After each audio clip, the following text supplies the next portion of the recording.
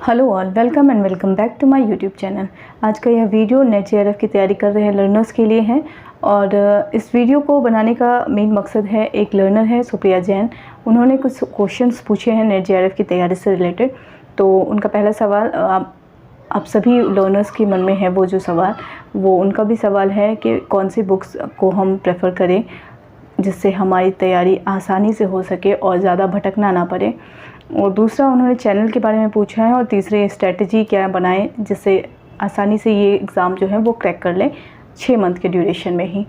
एक और सवाल उनका था वो ये कि नेट जो है वो अब काफ़ी नहीं है इस पूरी जर्नी के लिए, यानी कि अगर आप सिर्फ नेट क्वालिफाइड हैं और आप चाहते हैं पीएचडी में एडमिशन लेना, असिस्टेंट प्रोफेसर बनना, तो ये सिर्फ नेट क्वालिफाई करने से कुछ नहीं होता, ऐसा उनको बताया जा रहा है।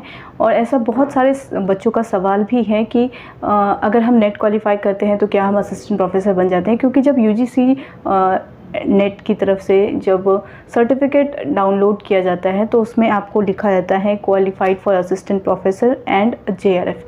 ठीक है, तो असिस्टेंट प्रोफेसर के लिए अगर आप क्वालिफाइड है तो इट मीन्स आप एलिजिबल हैं असिस्टेंट प्रोफेसर बनने के लिए। लेकिन ऐसा होता है कि ओनली नेट और पीजी के बेसिस पे बहुत कम ही जगह आप परमानेंट पे लगते हैं। ठीक है, तो इस वजह से ये सवाल था। और एक और सवाल है कि अगर हम इस नेट जेआरएफ को क्रैक कर लेते हैं, आगे हम क्या चीज़ें कर सकते हैं इसके साथ साथ अगर हम हायर एजुकेशन में जाना चाहते हैं नेट के थ्रू। तो स्टार्ट करते हैं सबसे पहले बुक्स के लिए। तो बुक्स के लिए मैं एक वीडियो शेयर कर रही हूँ आप लोगों को स्क्रीन पे ही। तो ये वीडियो मैंने स्पेशली इसी पर्पस के लिए बनाया था, नेट जेआरएफ की तैयारी से रिलेटेड, कि कौन कौन सी किताबें हैं जिसको आपको पढ़ना चाहिए और जो आपकी इस पूरी जर्नी को स्मूथ करता है और आपको ज़्यादा भटकना नहीं पड़ेगा। ठीक है, और पेपर क्योंकि आप ज़रूर देख लीजिए, पेपर देखने से आपको इतना आइडिया लग जाएगा कि इन बुक्स से हम पढ़ सकते हैं और एग्ज़ाम क्रैक हो सकता है। ठीक है, तो ये जो वीडियो है वो हेल्पफुल आप लोगों के लिए भी है और पीएचडी एंट्रेंस की तैयारी कर रहे जो बच्चे हैं उनके लिए भी है। अभी क्योंकि सीयूईटी पीएचडी का जो फॉर्म आया है उसके लिए भी ये आपको बेनिफिट होगा इस वीडियो से।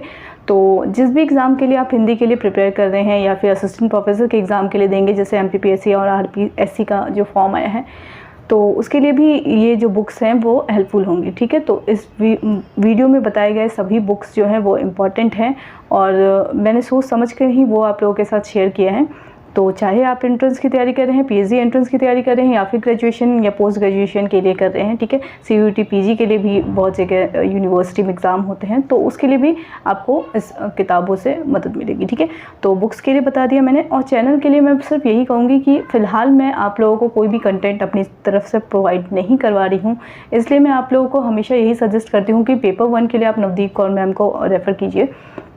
और चैनल के लिए भी मैं उन्हीं का चैनल कहती हूँ हमेशा, क्योंकि फ़िलहाल मुझे ऐसा कुछ चैनल पता नहीं है। ठीक है, अगर आपको लगता है यूट्यूब पे सर्च करके कि कोई ऐसा मिल सकता है, कोई चैनल है, तो आप उसे फॉलो कर सकते हैं। तो मेरी साइड से सिर्फ नवदीप कौर को मैं कहूँगी आपको चैनल को फॉलो करने के लिए। बाकी हिंदी के लिए मैं आपको कहती हूँ एक चीज़ कि आप पहले खुद को इस चीज़ के लिए प्रिपेयर कीजिए। ठीक है, आप स्टार्टिंग से ही चाहते हैं चैनल फॉलो करना तो वो कोई भी एक सही तरीका नहीं है। ठीक है, तो जैसे ही आपको अगर लगता है कि आपको नेट देना है, आपने मन बना लिया है नेट देने का, तो आप पहले सिलेबस डाउनलोड कीजिए। ठीक है, सिलेबस डाउनलोड करने के बाद एक बार आप प्रीवियस पैटर्न को देखिए।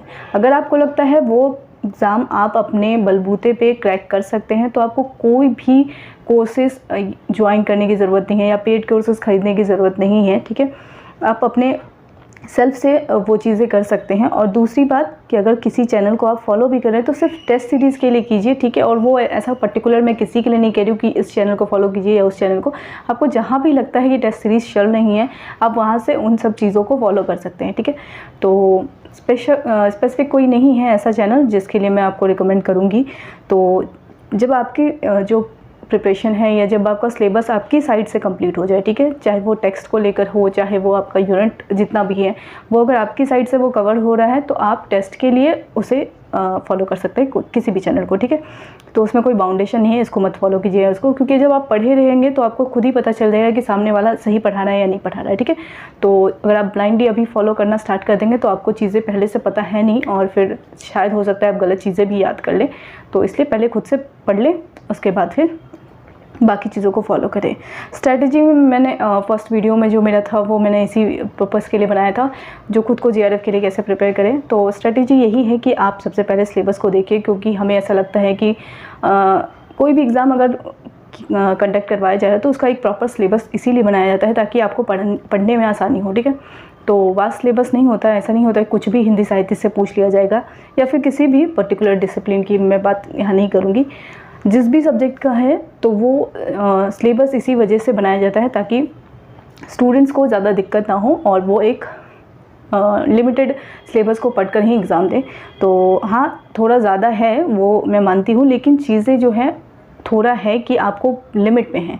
वहाँ ये नहीं है कि आपको हिंदी से कुछ भी पूछा जाएगा। जब अगर इस तरीके से हो जाए जैसे PhD एंट्रेंस में होता है कि आपको PG और UG में आपने जो भी पढ़ा है साहित्य से रिलेटेड वो सब कुछ पूछा जाता है, तो वहाँ पे फिर डाउट ये रहता है कि हम किन किन रचनाओं को प्रेफर करें और क्या पढ़ें ऐसा जो कुछ पूछा जा सकता है। तो इस वजह से सिलेबस है, तो नेट के लिए प्रिपेयर करें तो सबसे पहले आप ये देखिए कि आपके सब्जेक्ट का सिलेबस क्या है और आपने उसमें से कितनी चीज़ों को पढ़ रखा है, ठीक है। तो पहला पॉइंट यही है कि आपने कितनी चीज़ों को पढ़ रखा है, ये ज़रूर देखिए। हो सकता है कि बाकी चीज़ें आप बाद में रिपीट कर सकते हैं, ठीक है। जो चीज़ आप पढ़ रखे हैं उसको पहले ना पढ़ करके जो चीज़ें आपके लिए नई हैं उसे पढ़िए।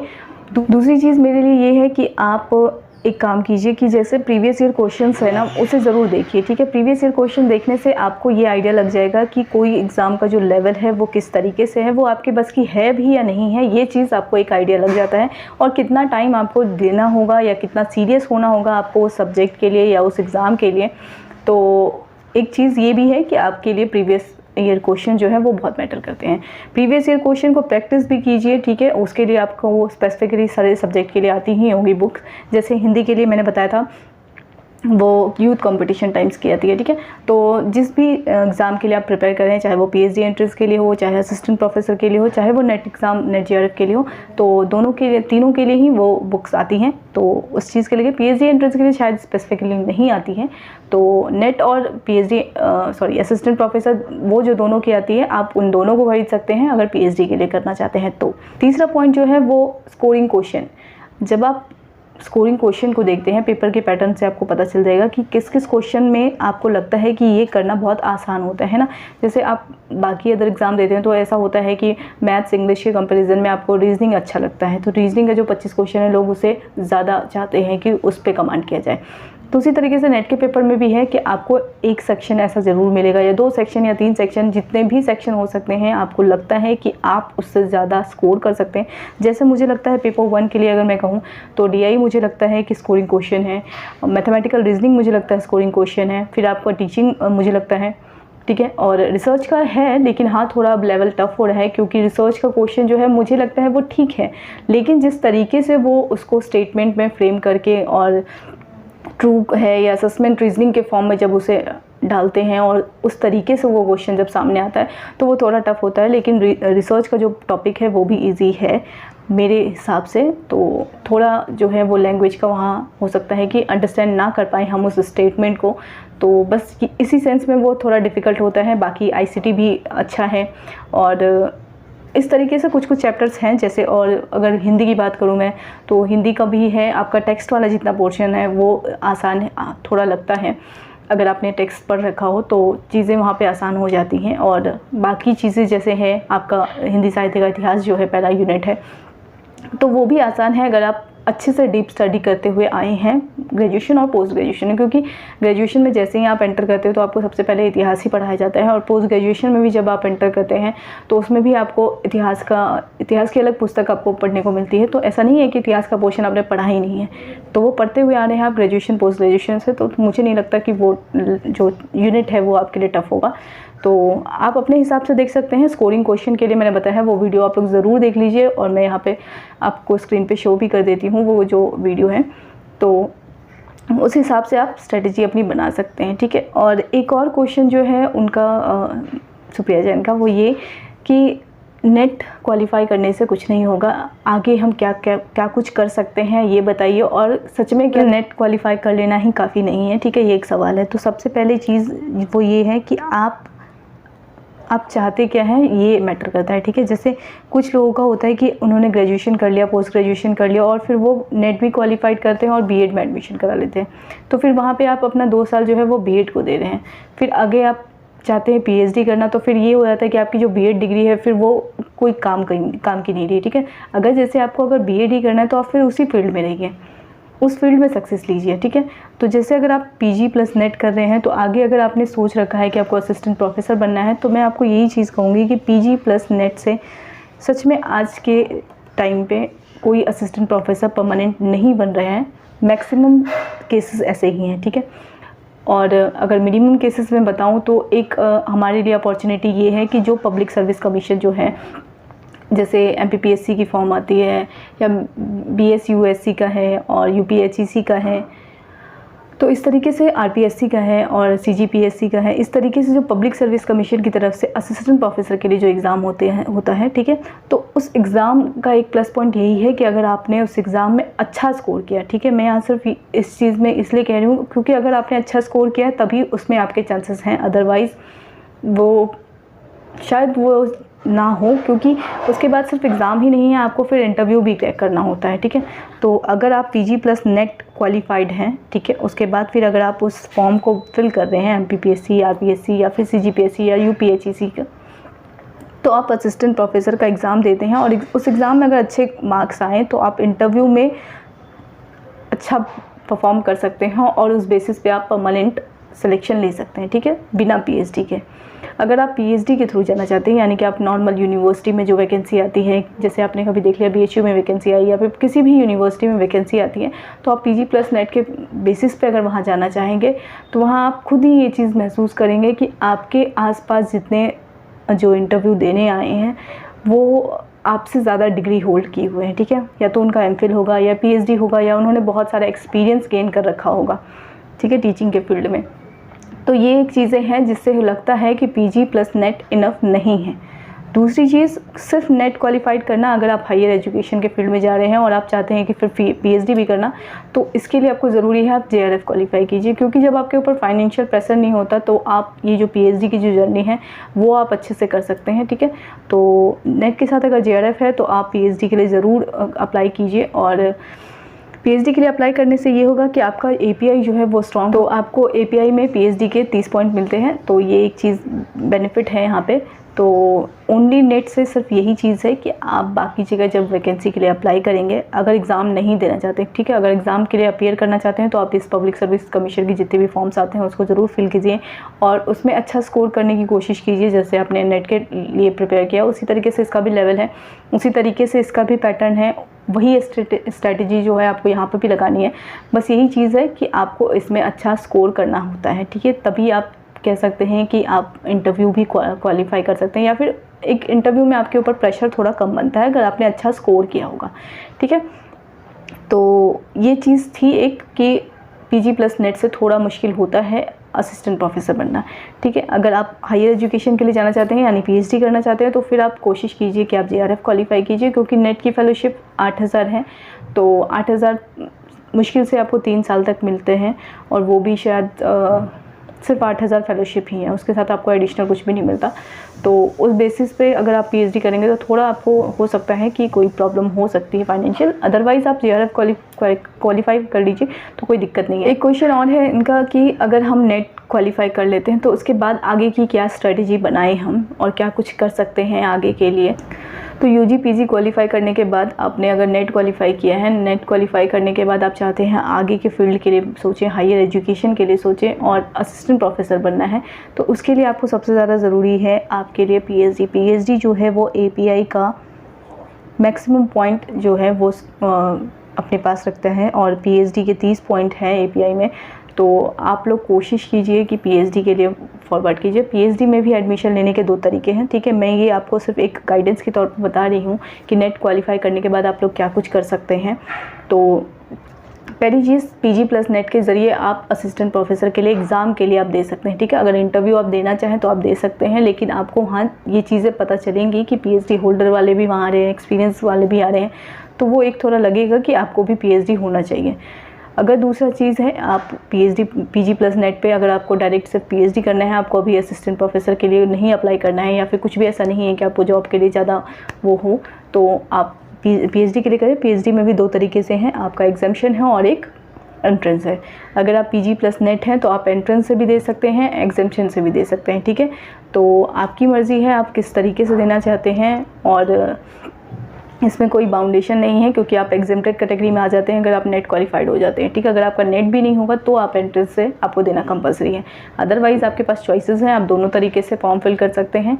और पीएचडी में फिर आप एडमिशन ले सकते हैं। पीएचडी में वैकेंसी आती है सभी यूनिवर्सिटी में, और नोटिफिकेशन आता है पीएचडी के लिए, तो डिफरेंट यूनिवर्सिटी का अलग अलग टाइम है, तो आप उस हिसाब से देखिए। जैसे अभी CUET पीएचडी हो गया तो इससे 4 यूनिवर्सिटी का फॉर्म आप एक साथ भर सकते हैं, तो ये एक बेनिफिट हो गया है। तो इसमें भी एग्जामिशन और एग्जामिशन है। एग्जामिशन के लिए जो यूनिवर्सिटी है वो अलग अलग फॉर्म निकालेंगी, लेकिन अगर एंट्रेंस क्वालिफाई अगर आपको एंट्रेंस देना है तो आपको कॉमन एक एंट्रेंस में बैठना होगा और आप चारों यूनिवर्सिटी के लिए एलिजिबल हो जाते हैं, ठीक है। तो पीएचडी के लिए आप ले सकते हैं, और फिर उसके बाद एंट्रेंस होगा, या फिर भी एग्जामिशन से भी जाएंगे तो भी आपको इंटरव्यू में प्रिपेयर होना पड़ता है। इंटरव्यू में प्रिपेयर होने के लिए आपके पास एक रिसर्च प्रपोजल होना चाहिए, यानी कि जिस टॉपिक पे आप पीएचडी में काम करना चाहते हैं। रिसर्च टॉपिक पे मैं एक वीडियो बना दूंगी कि आप लोग किस तरीके से रिसर्च टॉपिक को चूज़ कर सकते हैं, और रिसर्च प्रपोजल को ही लेके जाना होता है इंटरव्यू में, और उसी से आपसे सवाल पूछे जाएंगे। ऐसा कोई भी सवाल आपको यूजी पीजी से नहीं पूछा जाएगा, जो सवाल होंगे वो आपके रिसर्च प्रपोजल से ही होंगे, ठीक है। तो और ऐसा भी नहीं है कि आप JRF है, नेट है, इस बेसिस पे आपको जज किया जाता है, बिल्कुल भी नहीं। आपके टॉपिक के बेसिस पे आपको जज किया जाता है। इंटरव्यू होने के बाद फिर आपका जो मेरिट है वो इसी बेसिस पे बनती है कि इनका इंटरव्यू अच्छा गया है, और सिलेक्शन फिर उसी बेसिस पे होता है, ठीक है। तो एक पीएचडी है, पीएचडी करने के बाद फिर आप फॉर्म अप्लाई कर सकते हैं, फिर उसी एग्ज़ाम के लिए जिसके एग्ज़ाम के लिए मैं पहले अपेयर होने के लिए कह रही हूँ, पीजी प्लस नेट के लिए।